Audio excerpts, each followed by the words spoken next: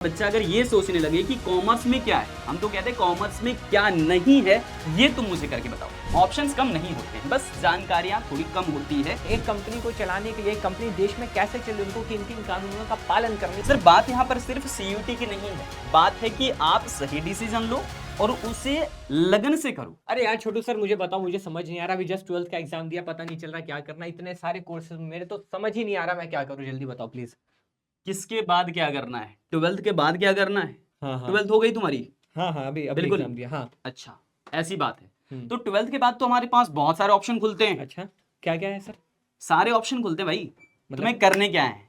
आप जो बता कॉमर्स दो। का बच्चा अगर ये सोचने लगे कि कॉमर्स में क्या है, हम तो कहते हैं कॉमर्स में क्या नहीं है, ये तुम मुझे करके बताओ। आप जो बता दो वो कर लेंगे। हाँ चलो। कॉमर्स में बहुत कुछ है, कॉमर्स में बहुत कुछ है, और वही चीज हमें जानने के लिए आज ही कंप्लीट सेशन एक बार देखना। तो भैया कंप्लीट सेशन के साथ हमें बनना है, ये जानना तो बनता है ना कि 12th के बाद हमारे पास कौन कौन सी अपॉर्चुनिटीज खुलते हैं। बिल्कुल सर। आयुष भाई साहब, हाँ मुझे सर। एक बात बताओ कि जो बच्चा क्लास 12th पास आउट कर लेता है, क्या उनके पास ऑप्शंस कम होते हैं? आपको ऐसा लगता है? नहीं नहीं, ऑप्शंस कम नहीं होते हैं, बस जानकारियां थोड़ी कम होती है, या फिर कुछ चीजों के बारे में हम डिटेल नहीं जान पाते हैं। तो बच्चे इंटरेस्ट जिस कोर्स के लिए होंगे वो तो बात बताएंगे ही, लेकिन यहां पर एक तो पूरा सारांश जानना तो बनता है ना कि कौन कौन से ऑप्शंस पहले हमारे पास हैं। पहले ऑप्शंस के बारे में जान लेते हैं, फिर तो आगे बढ़ेंगे हम लोग। तो शुरुआत कुछ ऐसा करते हैं। मेरे से। हाँ, तो क्लास 12th जैसे ही बच्चा कॉमर्स लेता है, कॉमर्स के अंदर में बेसिक सारे सब्जेक्ट वही है, अकाउंट्स है, बीएसटी है, इकोनॉमिक्स है, ऐसे ऐसे पेपर हैं जिसके बाद बच्चा जो वो थिंकिंग कैपेसिटी इतना ज्यादा बढ़ा लेता है कि वो पूरी तरीके से एनालिसिस कर सकता है किसी भी एक कंपनी का, कॉस्ट मैनेजमेंट अकाउंटेंट कर सकता है मतलब। इसी प्रकार से वो किसी भी कंपनी में जाकर के कंपनी के लॉ समझा सकता है, जिस कोर्सेज के बारे में आगे बात करेंगे। तो ऐसे ऐसे खजाने यहां पर छुपे हुए हैं। और जो बच्चा मतलब कुछ भी नहीं जानता, मतलब उन्हें सिर्फ 12th पास आउट किया है, इतनी से तो जानकारी उस बच्चे को जरूर है फिर भी कि हम सीयूईटी के माध्यम से भी बहुत सारे कोर्सेज का चुनाव करके अच्छी यूनिवर्सिटी और अच्छे कॉलेजेस में जा सकते हैं। ये सब सारे ऑप्शन तो खुल गए पहले से ही, जिसको बच्चा बहुत अच्छे से पहले से भी जानता है, थोड़ा बहुत तो जानता ही है। लेकिन अब हमें पिटारा खोलना बनता है।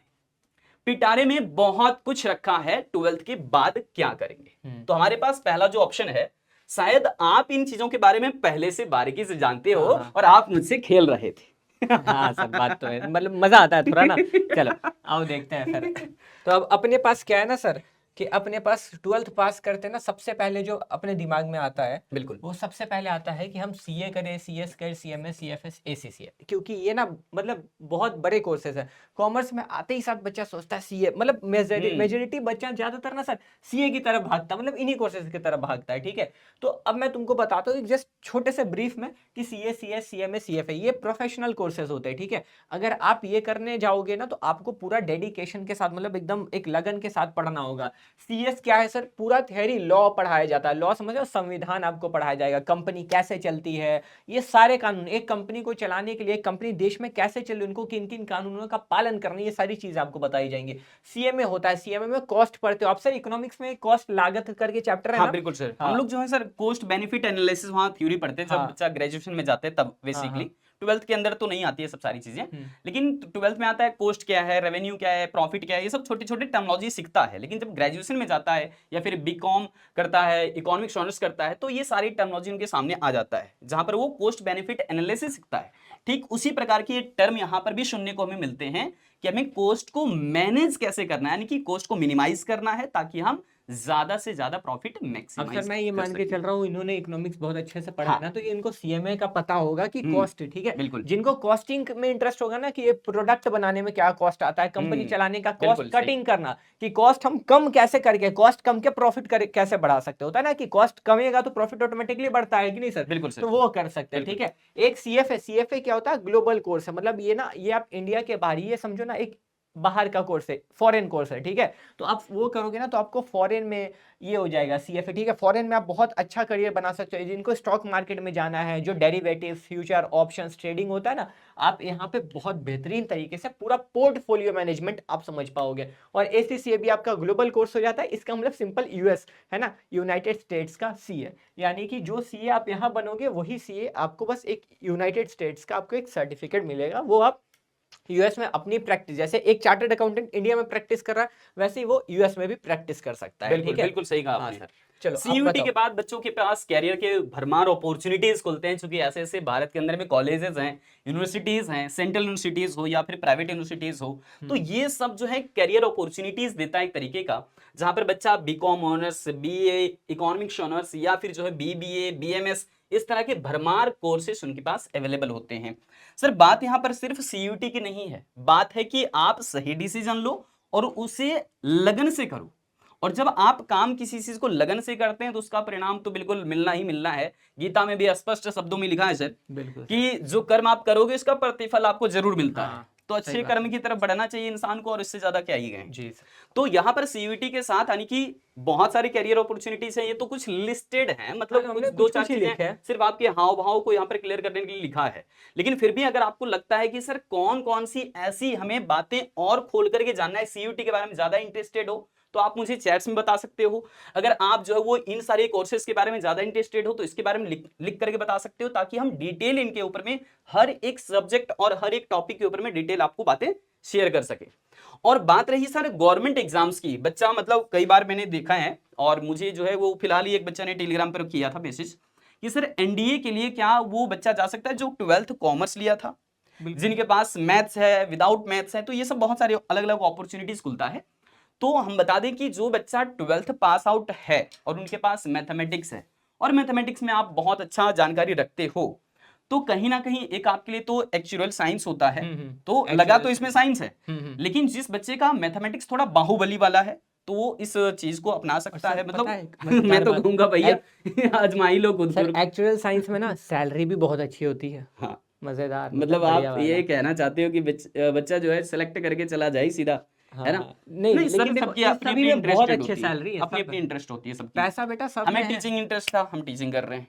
हम किसी बच्चे के ऊपर में दबाव नहीं डाल सकते किसी कोर्सेज को लेकर के, मैंने कभी ऐसा नहीं कहा है।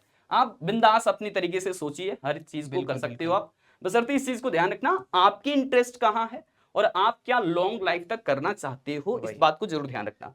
क्योंकि कई बार सर मजे मजे में हम दोस्तों को देख करके कैरियर हाँ, अपॉर्चुनिटी होता है, चुनाव होता कर है लेते हैं, ऐसा। फिर फंस जाते हैं बीच में, ये तो होता वाली है। बात होती है। क्योंकि सर क्या है गवर्नमेंट ना- एग्जाम में सर एक और बात है सर, आप कुछ कहना चाह रहे थे? हाँ, मैं कह रहा कि सर पैसा तो सब में है। गवर्नमेंट एग्जाम में पैसा के साथ आपको स्थिरता भी मिलेगी, स्टेबिलिटी भी मिलेगी। कॉमर्स वाले हैं सर, पैसे की वो कमी नहीं होती देखेंगे है। ही, देखेंगे, पैसा देखेंगे भी तो सर। तो पैसा तुम अच्छे कॉलेज से सीयूटी कर लोगे तो भी बढ़िया पैसा मिलेगा। इनमें से कोई भी एक कोर्स निकाल लिया, अच्छा पैसा मिलेगा। बिल्कुल। इसमें से भी भाई तो पैसा भी मिलेगा, इज्जत भी मिलेगी, सर हर सब में है। मेरे जो एक मतलब मैं तो कलीग्स हैं हमारे, हाँ। बहुत मतलब करीबी हैं, तो कहते हैं कि बैंकिंग का जॉब एक ऐसा जॉब होता है ना जहां पर कॉमर्स के बच्चे ही ज्यादातर नजर आए उनको, शायद उनके फील्ड में नजर आया होगा वहां पर। बट मैं यहाँ पर बता दूं स्पष्ट तरीके से कि अगर आप जो हो मैथमेटिक्स, रीजनिंग, जीएस, जीके ये सब का नॉलेज अच्छा रखते हैं तो गवर्नमेंट एग्जाम्स आपके लिए जो है वो गेट खुल जाता है, द्वार खुल जाता है बिल्कुल सही तरीके से। क्योंकि आप इन सभी एग्जाम्स जो आप देख रहे हो, बैंकिंग, रेलवे, एनडीए, ये सब जो लिस्टेड किए गए यहाँ पर, ये वही एग्जाम्स हैं जिसमें कि वही जनरल एप्टीट्यूड वाले जो जीएटी यहाँ पर पढ़ते हैं सीयूटी के अंदर में, वही पेपर रहता है। बाकी रीजनिंग तो रहता ही है, जीएस जीके तो रहता ही है, तो ये सारे पेपर आते हैं। और एसपीसीपी, हाँ हाँ, प्राइस सेलिंग, और इंग्लिश वाले पेपर भी रहता है सर, इंग्लिश का पेपर भी रहता है। तो ये सारे पेपर्स होते हैं जो कि गवर्नमेंट एग्जाम्स के द्वार आपके लिए खोल देता है।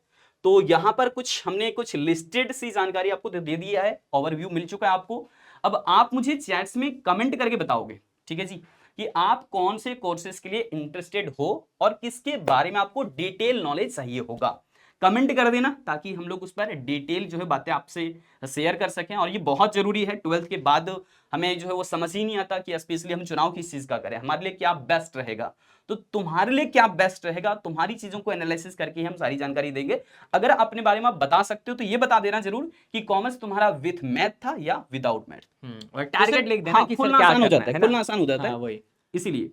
तो बच्चों मिलते हैं फिर से अगले सेशन में। चलो सर और कुछ कहना चाहते हो? Bye bye. चलो बाय बाय। बाय बाय, मिलते हैं अगले सेशन में। जय हिंद, जय कॉमर्स।